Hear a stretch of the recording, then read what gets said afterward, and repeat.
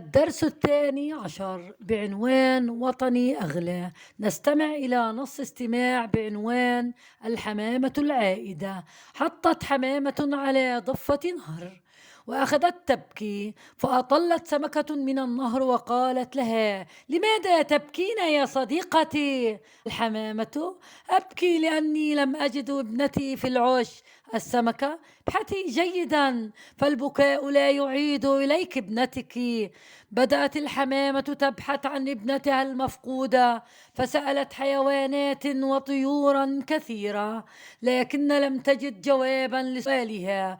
وعندما جاء المساء عادت إلى عشها حزينة باكية، لكنها فوجئت بابنتها في العش، فصاحت فرحة: أين كنت يا صغيرتي؟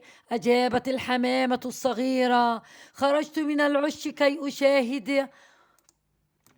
أشاهد المناظر الجميلة وضيعت طريقي. الأم: وكيف عدت؟ الصغيرة: لا أدري. تذكرت الأم كيف ضاعت في صغرها، وأرشدها للعش حبها للمكان الذي ولدت فيه. ثم قالت لابنتها: إن الذين يبتعدون عن بيوتهم يرشدهم حب الوطن إلى طريق العودة إليه.